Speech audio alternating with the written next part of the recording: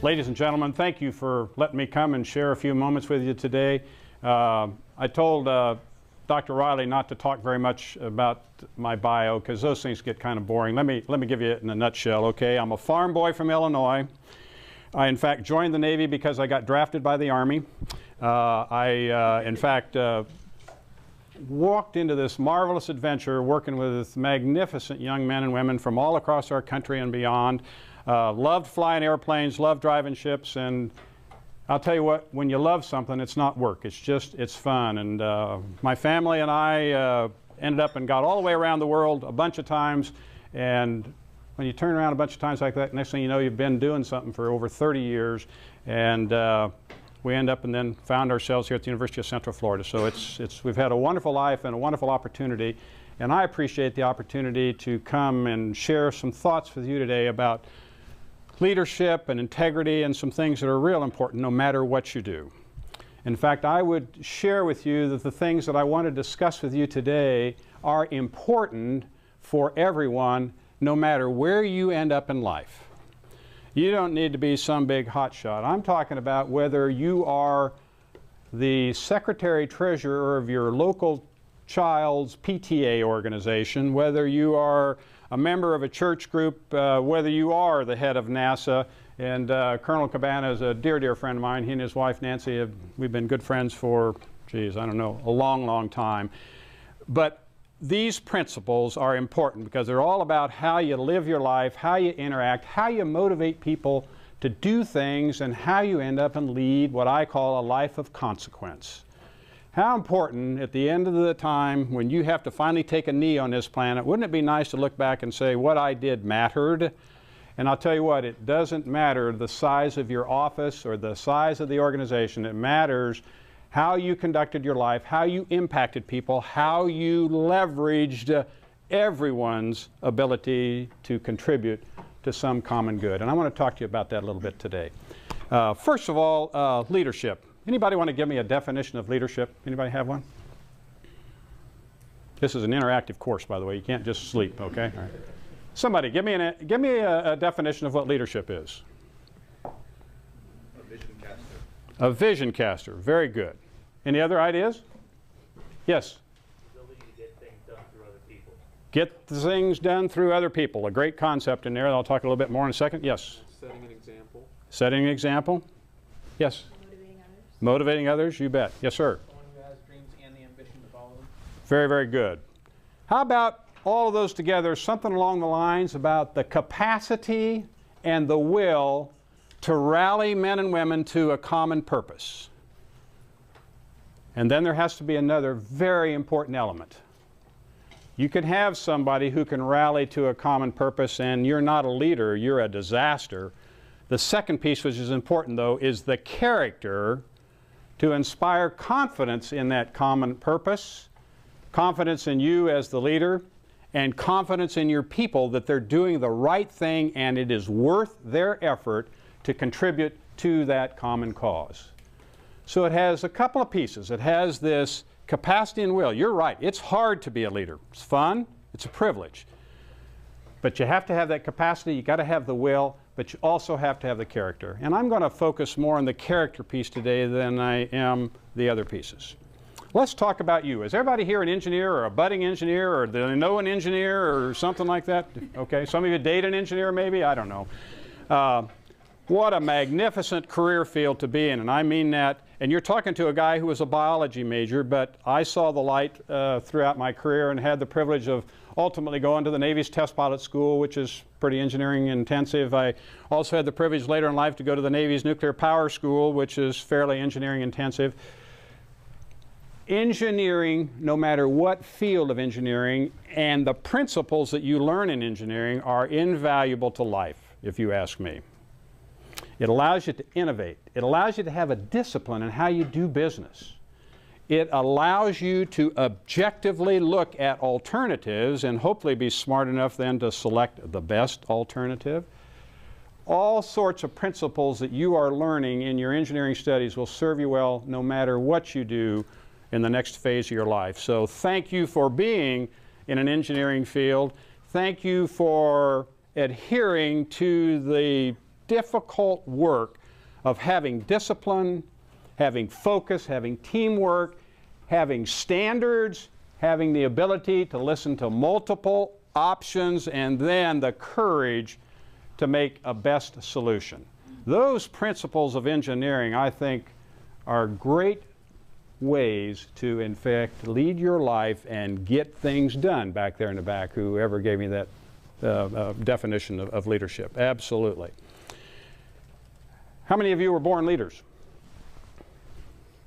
Come on, be courageous here. You were born a leader? Yeah, okay. She's wrong. No. Message that's very, very important. You're talking to a farm boy from Illinois. I didn't know a Navy from a shoebox in my early life, and yet I will tell you that leaders are developed. If you want to be a leader, you can be a leader, okay? Leaders are not born.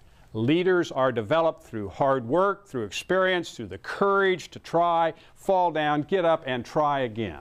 And I'm going to talk a little bit more about some characteristics, but it's important to know, because I hear some people say, you know, I'm really not a leader. I can't lead here. I'm just. They always think the leader is either the cool guy or the beautiful girl who's got this incredible charisma and life is easy, and we're all jealous of them, right? A little bit. They are no more leaders than the man in the moon is a leader, because that's not what leadership is about. Leadership is about other important characteristics. If you do have charisma, if you have that natural capacity where people kind of want to follow you, you may not have to work quite as hard on day one in a leadership role because you've got that natural magnetism. But let me tell you what, that lasts about a day.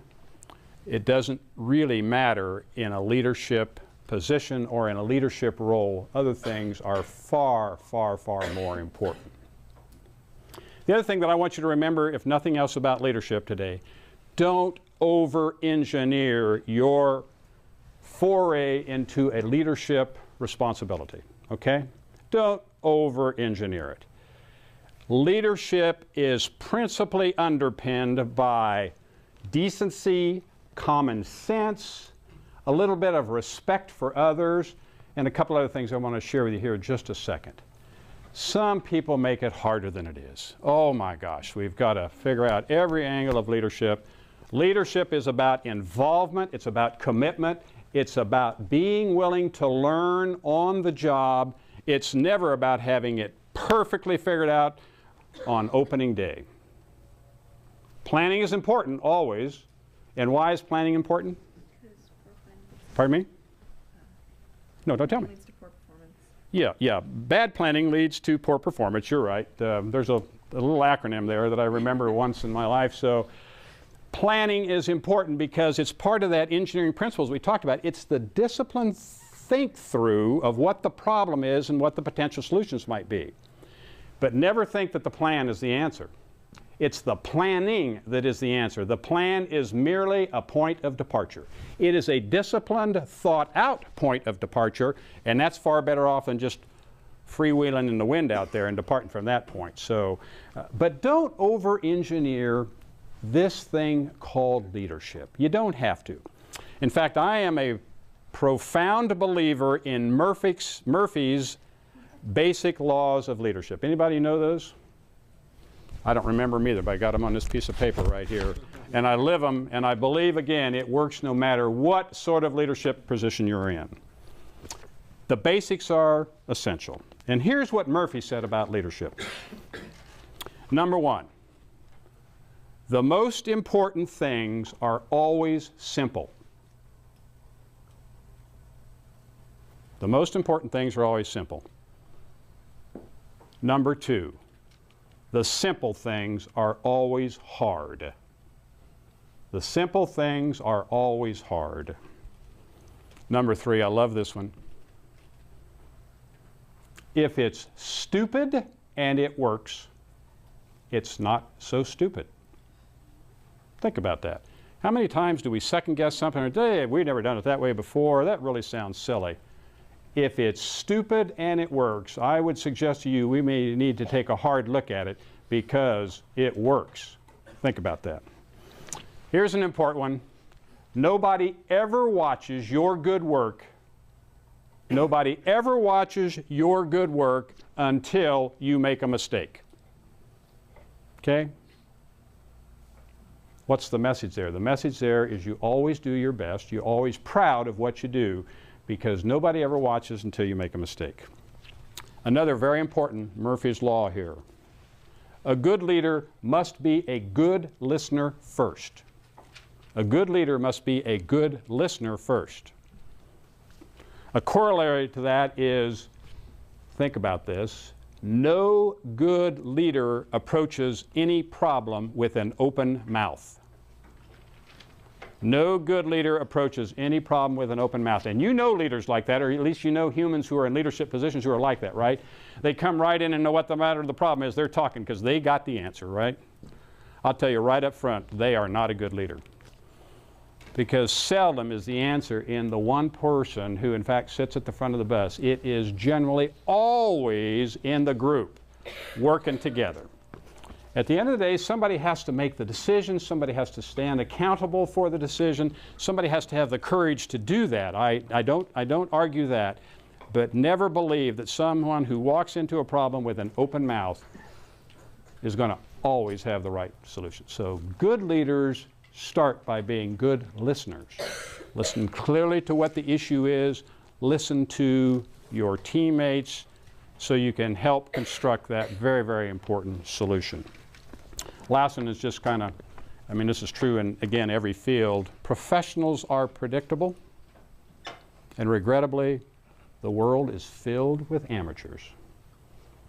So you better be on your toes if you're a leader because things change. I mean, that's just the way it is. If you're not comfortable dancing to the change, you're going to struggle as a leader because things change no matter how well you plan them. So, okay, you got all those?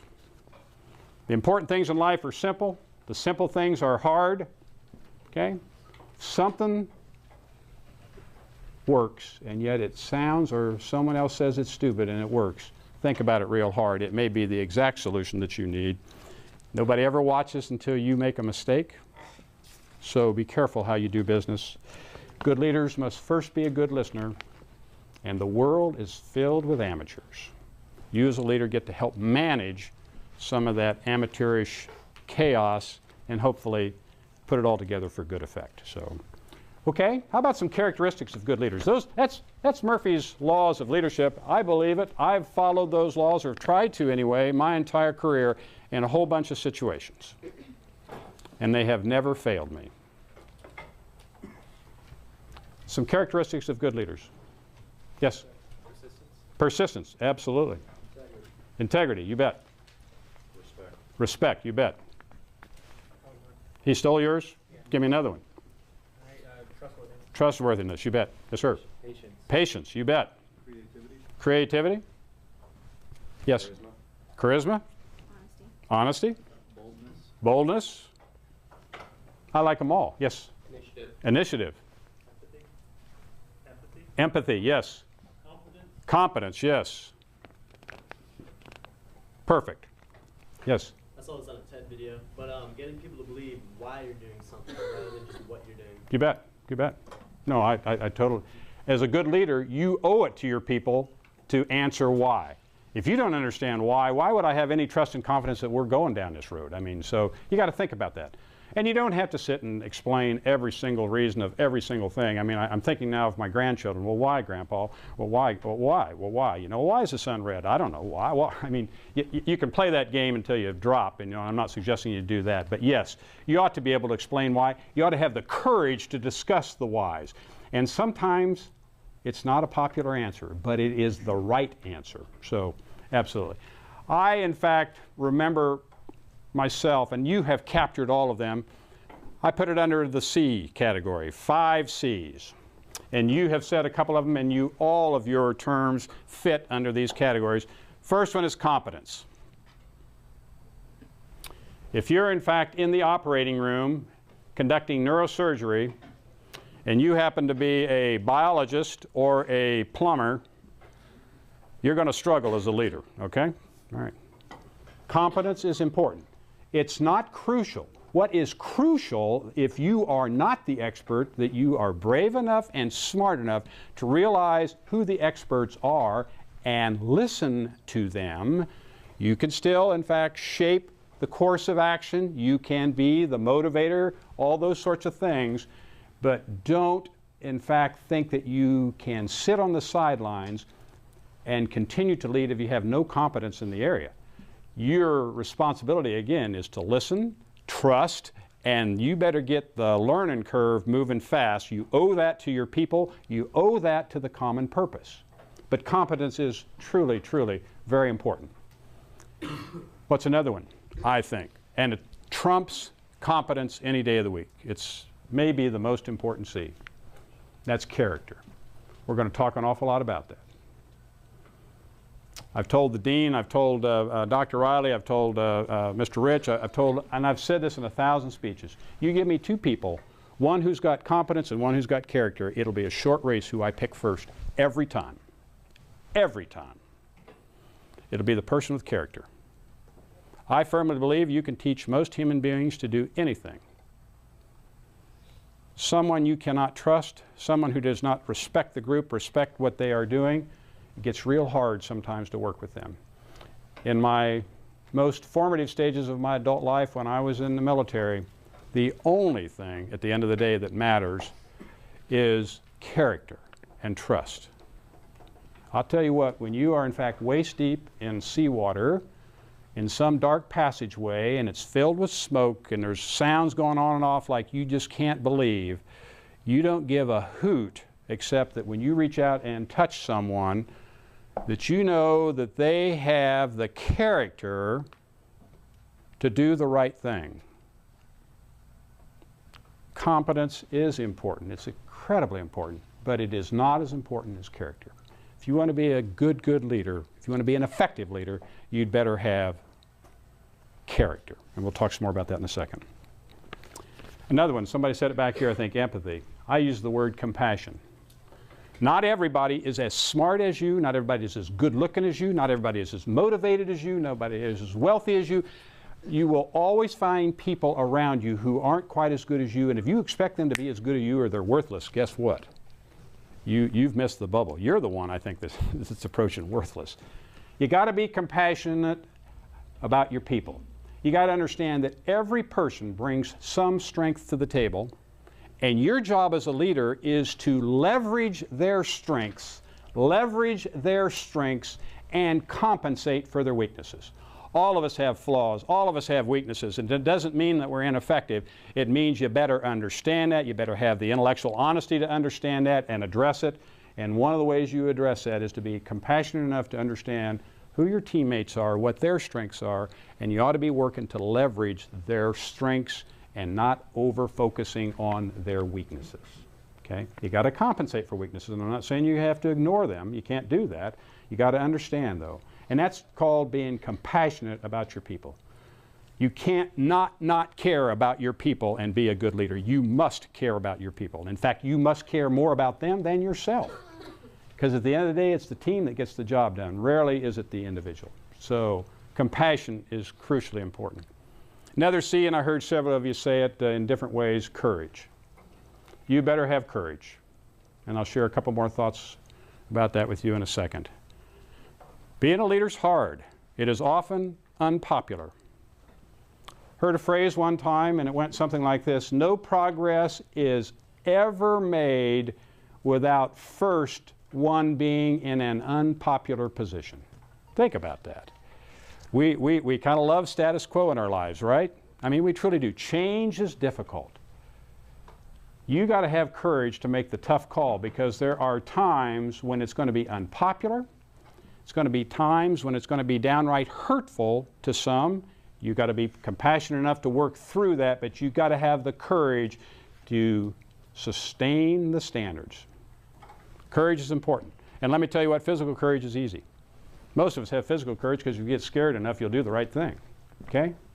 I'm not talking about this type of courage. I'm talking about the courage to do the right thing no matter the personal consequences. To do the right thing no matter the personal consequences. That's the courage that I'm talking about, and I will talk about that a little bit more too. It's the moral courage. I'm not so much concerned about the physical courage. I'm talking about the moral courage to do the right thing, but you do have to have courage. Commitment is a given. If you aren't committed as a leader, how do you possibly think you're going to inspire your team to get to work and get something done? I mean, give me a break. Do I need to explain that any further? And you don't commit by doing this. I mean, you talk about cheap talk. Talk is cheap. How do you show commitment? You get involved. You, in fact, roll up your sleeves and you work as harder than anybody else on the team. You lead by personal example. You truly do. Commitment equals involvement in my book. It really does. The last C is for the word change. Anybody can, quote, lead when times are good and we're in status quo and nothing's difficult. Anybody. A scarecrow can lead then, it doesn't matter. Leadership gets tough when you're in a stinky situation or you must change. Change is hard for everyone. It truly is. But the world is about change. And we don't change just for change's sake. We change to improve and or adapt. And you better be comfortable with change if you want to be an effective leader. Things just don't stay the same. If they stayed the same, what do I need a leader for? Think about it. I can reduce that employee on the bankroll. I don't need it.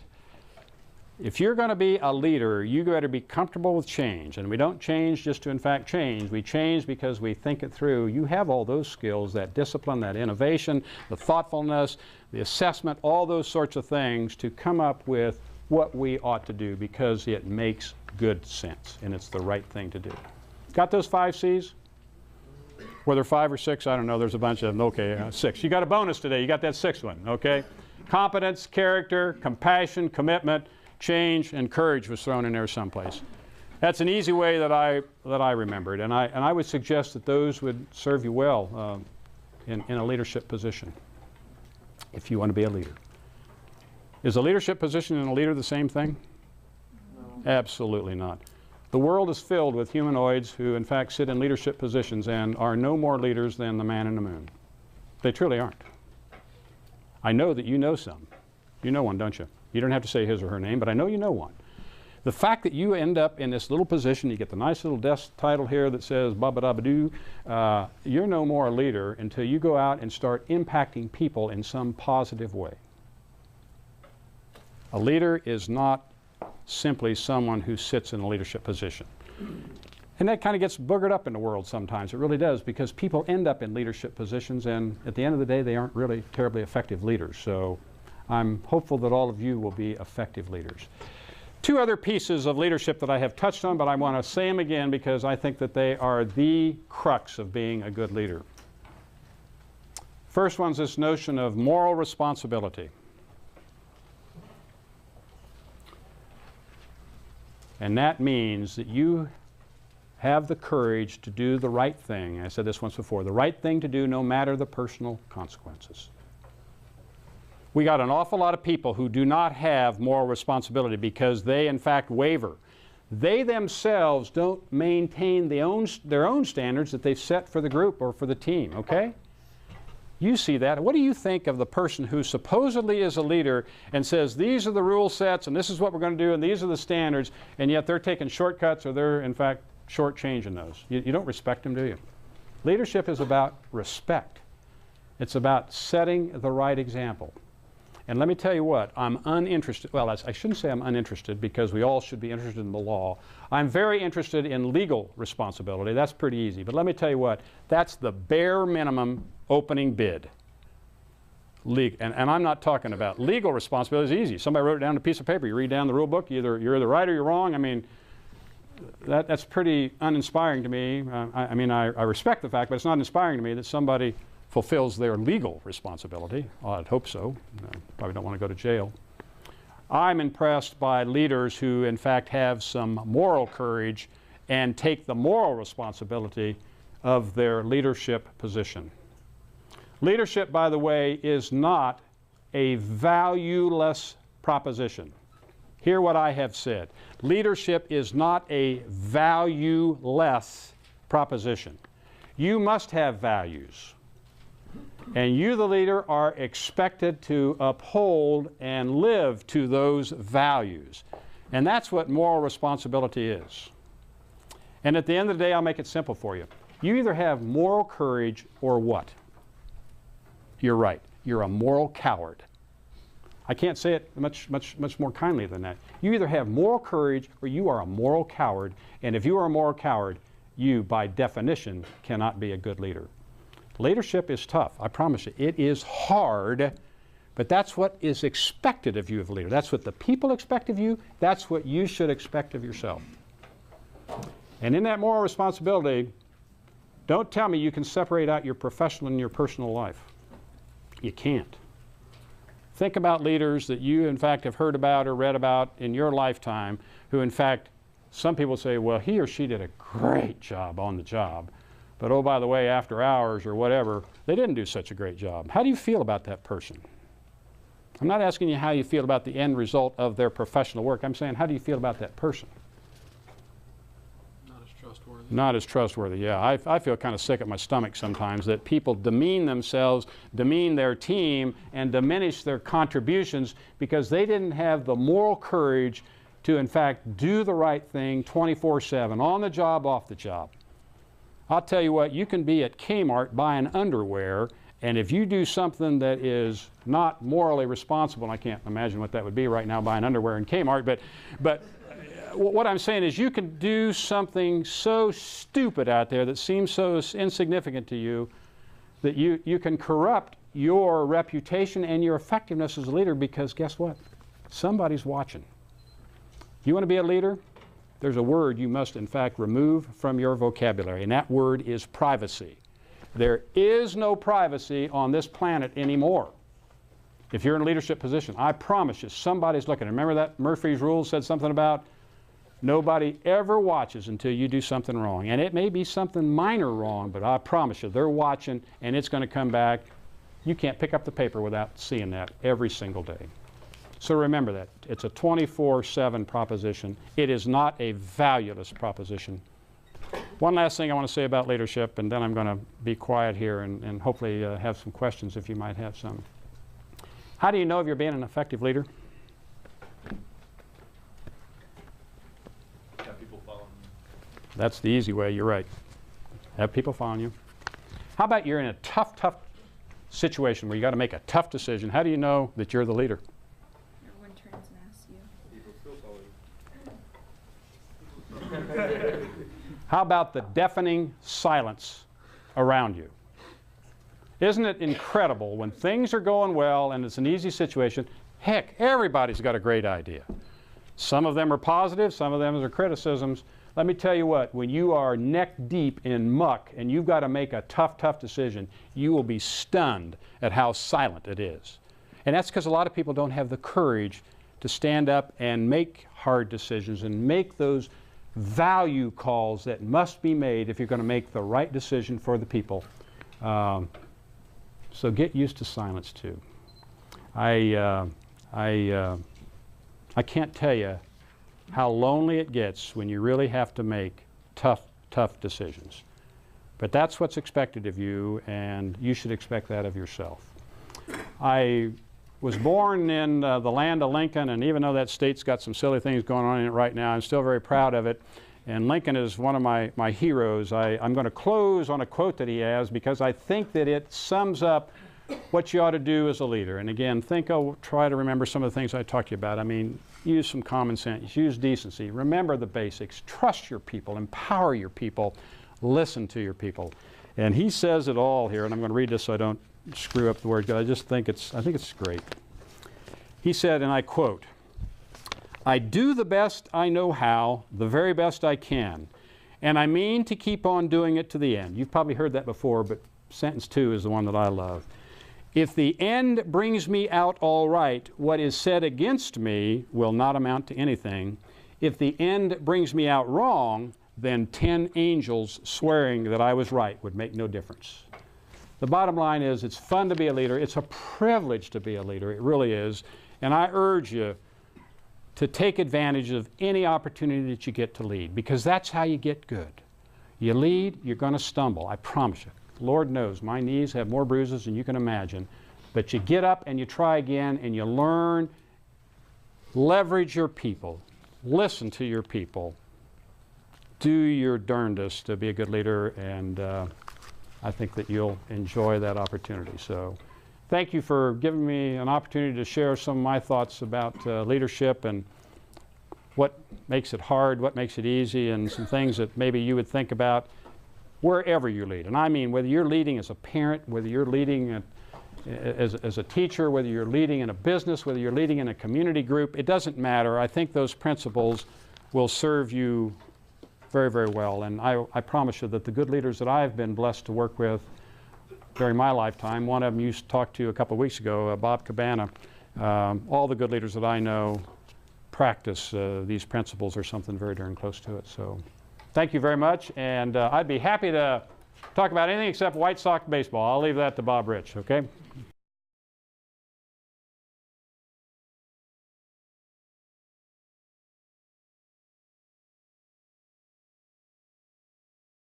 How do I handle conflict resolution? I'm probably kind of blunt in my approach.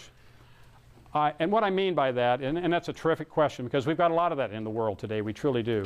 I don't believe that you can resolve conflicts without talking. So the very first thing I think that you must do as a leader is you must, if you have the right climate in your organization, your people will be willing to come and talk to you. If you don't have the right climate, now you're in trouble because there might not be the trust, there might not be the comfort level that you can openly express a different opinion. I say your job as a leader is to make sure you have that environment so that then there becomes a conflict. We can sit down at the table and we can lay out what are the issues. You know, what's annoying you, what's annoying me, why are we doing what we're doing, what are good courses of action to either correct that or to work it better ahead. I don't think there's a lot of magic to it. I think it involves trust. I think it involves respect. It really involves respect. And I'm remindful of another one of my heroes, and this is starting to date you. Anybody ever heard of Johnny Wooden? Oh boy, I am dating myself. So, well, he was an old basketball coach for some team out on the West Coast a few years ago. In my view, he may have been the best coach that ever coached in basketball. When he was with UCLA, won what? 9 straight NCAA champions, and this is back in the day when you came in, you did not play as a freshman, you stayed till your senior year is over, and things were different. But he talk about conflict resolution. He talks about, again, something that's parallel to that, but it's important. I'm going to share this story because it affects leadership. He said, I, in fact, started off playing in 1964 when they won his first national championship with a bunch of fast white guys. Could shoot the lights out of the basket. They were fast as can be, and they were all white guys. He didn't have any black guys on the team. Well, let me tell you what. We went through the 60s and the 70s, and the next thing you know, we got, remember the era of the big hair, big fun? I'm thinking, everybody. I mean, I look at one of my daughters-in-law. I mean, I saw a picture of her in college. She's got this hairdo that's, she always says, big hair, big fun. But anyway, the type of player that Johnny Wooden worked with changed over the 10 years that he was whipping off those consecutive NCAA championships. He said, not once did I change my standards. Not once. What did he change? Another great lesson here if you want to be a leader.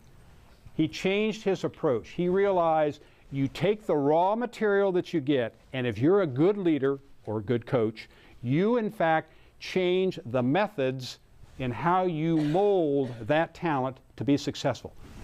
That is a perfect parallel to working as a leader in whatever you're doing. You take a look at the talent that you have.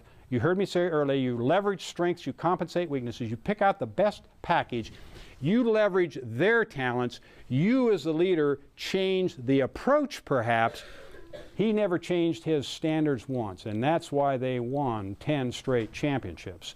But conflict resolution, he talked to his players. He didn't say, I mean, if you look at that first one too, you can kind of laugh about this too. Everybody used to have a crew cut and they wear Converse white low tops, I mean, that was really cool back in those days. This is 100 years ago for you youngsters, but fact of the matter is, he in fact talked to his players and told them, these are what the standards are, but we can change how we approach. The process can change a little bit, the approach. that was I think it parallels with what you said, conflict resolution. We have differing opinions. Good Lord, you know, we all come from different backgrounds, different circumstances, and yet I will tell you, at the end of the day, I have found that most people want a good solution and are willing to work for it, and we just need to be sensitive to needs and feelings, and you can work out a good solution. Is that one other very important point there? Most things that are worth doing in life, there's probably 26 ways you can do them successfully and decently. You have to find out what best fits for your organization and your circumstance. So care more about the substance and less about the label. We're a label society. I mean, we can't get past the label in half of our dealings and half of our biases. We need to get past the label into the substance. And I think in conflict resolution, if you keep that forefront in the discussions, you can get where you need to go. Does that help? Okay, good. Other questions? When you were trying to be noticed, did you let your leadership do the talking for itself, or did you employ certain tactics so that your superiors would notice certain things? It's really simple. Work your butt off. Yeah, I did nothing, and I tried to do nothing, and I hate, that's a pretty harsh word. I shouldn't say that. I really, really, really dislike brown nosers. I, in fact, respect, and I think most people do, the person who unselfishly comes and does their darndest every single day, no matter what the task. And I would share that with you as you, in fact, walk across the stage and you head out to your first job, whatever it is. Oh, some of you will be worried about the marquee name on the office building that you go or what parking place you get. I wouldn't worry about any of that. I would work to become indispensable for your boss. And you do that by rolling up your sleeves, keeping your mouth shut usually, keeping your ears open, learning, and just work your tail off. Does that make sense? Yeah. There are a few people who, for a moment, a flashing moment, get a spotlight and they look like they're getting ahead. But I'll tell you what, if you in fact want to look just another day or week or month or year downstream, they will be a absolute wreck.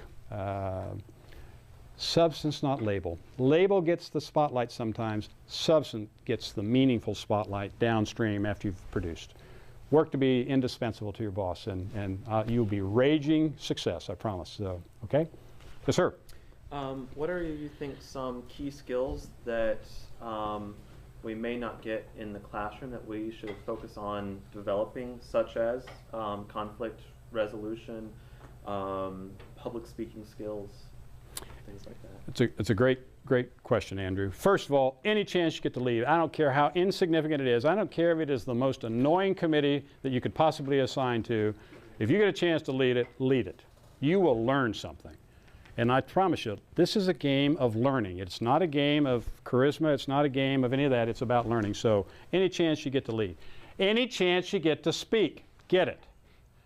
How many people are pretty effective people that they get up in front of a group and they go and they can't communicate? At the end of the day, it's all about relationships and influencing people. And you influence people by being able to connect with them and talk with them and listen to them and work with them. So again, if you get a chance to speak, do it. You'll be nervous as can be at the first time. I mean, you think those lights are fun. They aren't fun, but you just learn to ignore them. They don't matter. The last thing that I don't think we have a course in, and if you didn't learn it in Sunday school when you were growing up, you need to learn it. And we got a lot of people in the world today who are absolutely bankrupt of this value, and that's the value of humility. A good leader can't help but be humble, because that means that he or she is focused on the group, on the cause, on the impact, and not worried about themselves. I'm thinking, can anybody give me a recent example where we had a collection of people who are probably the most descriptive of what I've just, in fact, described? Anybody watch TV Sunday night? I mean, you got to love the movie stars, okay? I mean, I love a couple of them, but talk about narcissistic, I mean, self-loving human beings. That shouldn't be the first thing I notice about you if you're going to be an effective leader wherever you're serving. It's not about you. It's about the team. So humility is in short supply in some places. If you become privileged enough to get a leadership position, be a humble leader It is not about your shining star. It is not about your success. It's about, did we get anything done that matters? At the end of the day, a leader has this most special privilege of all, and that's to help people lead a life of consequence. I think I mentioned that in my opening statement. Wouldn't it be nice when our time ends on this planet, we take a knee, that we could look back and say, hey, you know what? You know, it could have gone this way, it could have gone this way, it could have gone this way. But at the end of the day, I did lead a life of consequence. As a leader, you can help people lead a life of consequence by, again, doing something that matters, this substance piece, as opposed to worrying about the label. I get tired every time I turn on TV anymore. It's all about the labels. I mean, it's never about the substance. And I think that's one of the reasons we don't have a lot of conflict resolution. I think it's one reason we kind of just go in this chaotic tailspin and don't get as much done as we ought to get. I think it's too bad. Yes, sir. What would you do if you were in an organization where there was another leader who had different opinions than you, and he had just as much following and charisma? It happens all the time. If you think for a moment that you walk into an organization and you happen to be in the leadership position, that you automatically are the leader of the group, it may not be true. You need to figure out where those talents are and how can you leverage them. Happens all the time. I can't tell you how many times just in my short few years here at the university, and oh, by the way, the university has a few silos. I call them silos of excellence just to kind of smooth the feathers, but we don't always have perfect teamwork in a university. I mean, I don't even figure that out yet, but is this on TV? I better, well, every big organization has those challenges. The secret, I think, is to figure out where those diverging viewpoints are, or the diverging leadership, you know, and you got to go behind closed doors, you got to have a talk. And if you can try to engage and enlist that talent in a very, very special way. I'm working one, interestingly, right now, has nothing to do with Dean Salmon, but it does have to do with the College of Engineering. And I think the answer is to enjoin and work together if you possibly can. And I'm not trying to make this all happy, glad, pretty, it never is ugly. There are some times where it does get ugly, and you need to, in fact, take appropriate steps. Now, I'm not suggesting short knives or anything like that. But there are times as a leader, that's another one of those courage spots. Sometimes there are cancers on the bus that need to leave the bus. Let me tell you what, if you have given all of the opportunities that you think are reasonable to let that person join the team, be productive, and they continue to be an outlier who can't be happy, and oh, by the way, there are a few of these in the world, you think, you as a leader have to have the courage to fix the problem. There are a lot of leaders who don't have that courage. It is incumbent on you, because if it doesn't, your organization is not going to be as effective as it needs to be. Now, I don't believe in public executions. I don't think that's the way a good leader does it. You praise in public, you in fact correct in private. Okay? Behind a closed door, if you need to fix the problem, you fix the problem. You may need to terminate that guy or that gal's position on the team. You may need to, in fact, fence them off so they don't impact the whole thing. There are times you have to do that. You're paid to do that as the leader. Because at the end of the day, what matters is, did we have a productive outcome? I don't think you ought to do it willy-nilly, and shame on you if you don't do it without thinking it through and giving that person an opportunity to be productive. Does he or she have the tools to do what you have asked them to do?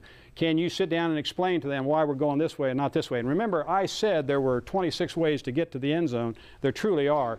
But the important thing is that the leader sometimes has some knowledge that another person who could be incredibly charismatic and persuasive just doesn't know that. One of the things that I've had the advantage of, and anybody has, I guarantee you that the dean has, as you move up the food chain in organizations through your career, all those things that you thought that were, how could they be so stupid? You know, I mean, what you find out is there are always extra factors and extra facts that are impacting a decision. Give those people who, in fact, are above you in the food chain, give them the benefit of the doubt sometime. As a good leader, share as much as you can with the people working for you what those factors are, and you can sometimes capture that rogue bandit and get them back on the team. And again, if they've got great energy and great talent, your team will be all the stronger. But Yeah, it's not a trivial issue, and there are sometimes people out there who just don't get it, and I say there's times that the cancer has to leave. It's not easy, but it's just simple. Yes, sir. You said if it's stupid and it works, yes, it's not stupid. Could you share an example about that from your life? No. My point being is, and I wasn't really trying to be silly there, how many times have you heard we can't do it that way? We always do it this way, you know. Oh, come on, you've only been with us for a year and a half. I've been here 17 years, and by golly, I know, I've been here, right? You ever heard that yet? Yeah, if you haven't, you will hear it, I promise you, in your career. It's a disease that old people start to get sometimes, you know. And for any of you here parents yet? Probably not, but let me tell you what. Oh, you are? Okay. Children will, in fact, remind you of that from time to time, too. My point being is the real message there was not really those literal words. The real message is the obvious answer is sometimes so simplistic you just can't believe that it's the obvious answer.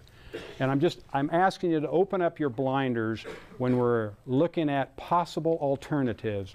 And even though somebody says, oh, it can't be done, oh, it can't do this, oh, it can't do that, or we've never done it that way before. What do you think about there, young whippersnapper? I mean, you'll hear crap like that. And excuse my technical term, that's where I classify it. It's crap. You need to be willing as a good leader, another buzzword, and I think it's important, challenge every assumption. And I'm not doing that to stall the process, but I mean, you got to have that approach as a leader. You're willing to challenge anything because what you care about is the best process, the best end result. And you will stumble into something along there that somebody thinks is stupid, and by golly, it's not stupid because it works. Does that help? Yeah. Yeah, okay. I can think of a couple of military examples, but I won't bore you with them, but it was exactly that. I mean, it was people who said, you can't possibly do that. So, you want me to give you an actual example? Well, I just thought you might have a humorous example. None that I can share in mixed company. No, I'm just kidding. So, no.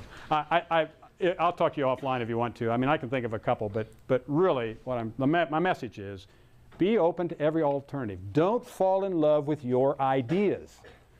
Not that you don't have some good ideas, but consider the notion that somebody else might have good ideas too. So that's really what I'm trying to get to. So. And your leader has standards, and they're not following these standards that they're enforcing you or expect of you. How do you respectfully deal with that? Is this guy bigger than you or littler than you? No, that's a great question.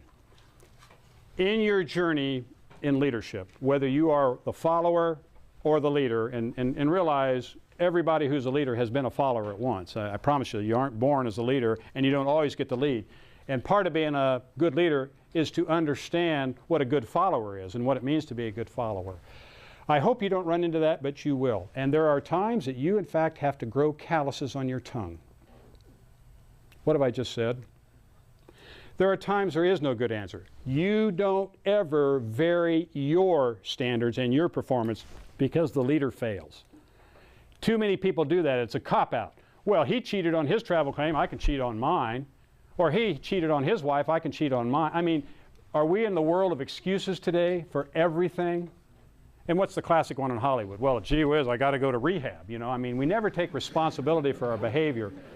You have to do it. Don't get me wrong. Not all your leaders are going to be perfect. They are going to have flaws. You need to have some flexibility and accommodation to realize what's most important. And there are other times where you got to, in fact, draw the line. In the Navy, my basic rule, and it doesn't apply to everything, was like this. Realizing that there are multiple ways to get things done, and I, in fact, had this. If it's illegal, I don't cross that line. If it's immoral, I don't cross that line.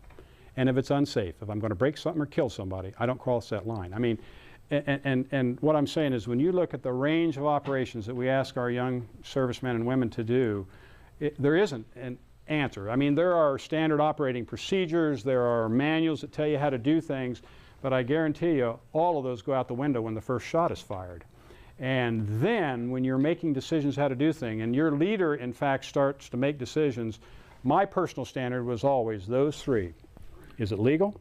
If it's legal and I think it's the dumbest thing on earth and I don't think anybody's going to get killed and I don't think it's immoral, hey, that's the leader. I'll follow that.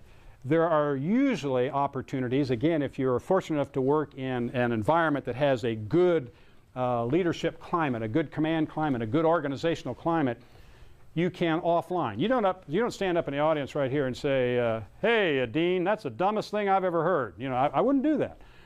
First of all, it's disrespectful, doesn't get anywhere. But I'll tell you what, I know Dean Simon, if you wanted to go in his office and close the door and say, hey, Dean, I don't really understand this. I think this is wrong or blah, blah, blah, blah. I just happen to believe, and I'm talking for my dear friend right now, but I believe he would listen to that. And that's an appropriate way to do it. So you have avenues to do it. Every organization I ever worked in had a suggestion box. You know? You, in fact, had a little box there. Probably we do it electronically now. When I was growing up, we had pencils and paper. You know what those are. And you could anonymously write a suggestion, you know, but a suggestion could also be, I think this is wrong, or, you know, whatever it is. I think there's a right way to do it. Again, I go back to a couple other things I said. Realize that everybody is different. Not everybody has your same values. That doesn't mean those values are wrong. They may not have the same level of a value that you have, but I think there are ways to work with it. And there are times that I'll flat tell you it's downright awkward, it's uncomfortable. You may need to make the decision that I can't operate here, I can't work here. I mean, I think that you get to a point where that's the case. I really do, and I'm not suggesting that's the first answer ever. And then there are other times, and believe it or not, I have them here, even working at the university, where I have to build my calluses up on my tongue because you just got to bite it sometimes. Let me ask Dean Simon, you ever had to bite your tongue here?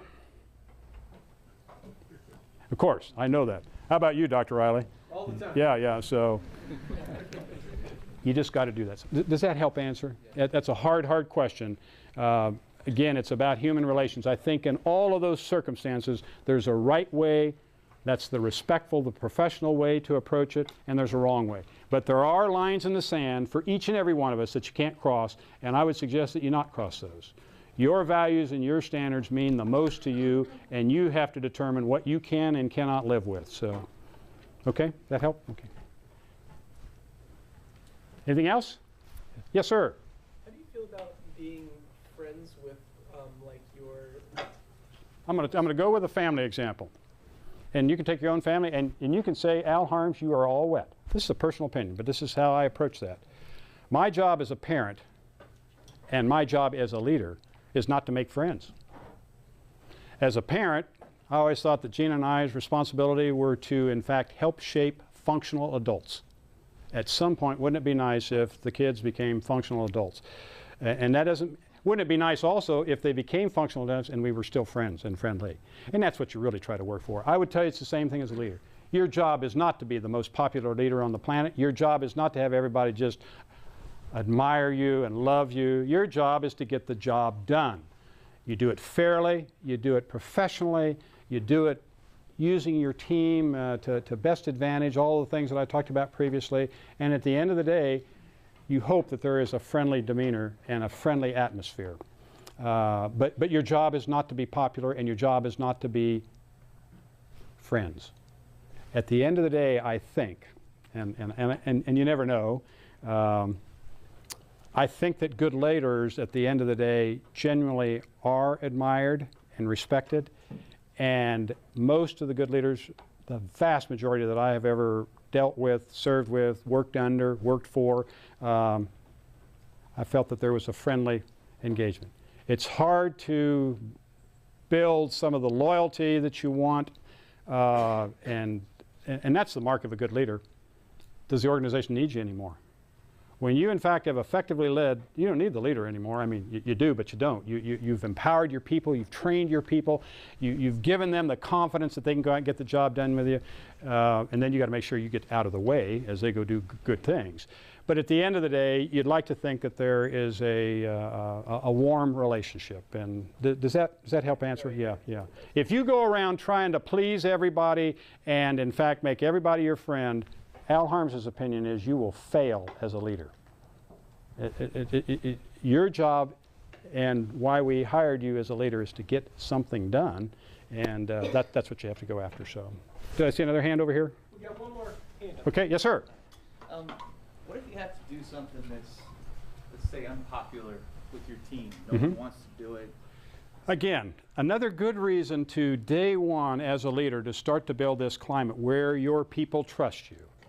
I promise you that when you're on an extended overseas deployment and you, in fact, for months have been figuring out that you're going to get home on a certain day, and the day that you as the captain of the ship get to come up on and tell your crew of 6,000 men and women, oh, I'm sorry about that, we in fact have been extended for 2 months. How do you do that? You do it honestly, you do it with compassion, but you do it and it's pretty easy because there's a trust there. I think that they would trust you that you're not doing that just because you want to go steam in circles for another 2 months. There obviously is a reason, but no matter what your leadership role is, if in fact you have that horribly difficult situation, I mean, here's a tough one. How about when you have to lay off people? Again, if in fact you are honest and fair and you treat with respect and you lay out the facts and tell them why, my sense is it'll go down. It doesn't mean everybody's going to be giddy happy, but we will be able to continue to function and we will work through those. If there is distrust, now you can see what the problem is. Because even though I now explain to you why we are doing what we're doing, why would you believe me? You know? So that piece called trust and working with your people and communicating with your people, the more they can know, the better off they'll be. And that's probably something I didn't talk about. You can be this kind of leader, you know. I got all the secrets right here. So, oops, that's Bob Rich's microphone. Sorry about that, Bob. So, you can be that kind of leader. Everything is close hold. I don't think that that's right. I have another. In fact, my people laugh at me because I promote this. I don't believe in secrets, and I believe in sharing and empowering as much as I possibly can. Don't micromanage your people. Turn them loose. Your job as a leader, write this one down, is to carry water for the workers. Your job as a leader is to carry water for the workers. They are the ones who are going to get the mission accomplished. It's not your good looks and your brilliant mind and your hard work. That's all important and it will play in it. But at the end of the day, an effective leader carries water for his or her workers. Do everything in your power to help them flourish. Help them flourish as an individual. Help them flourish in accomplishing the mission. Okay? Those are important pieces as a leader. But that only works if you have that trust and responsibility. But if you're that type of leader where you care for your people and it's all about your people and not about you, those tough times that you have to say those messages, they go down a lot better. And remember what Lincoln said. You do your best. At the end of the day, you do your best. So thank you again.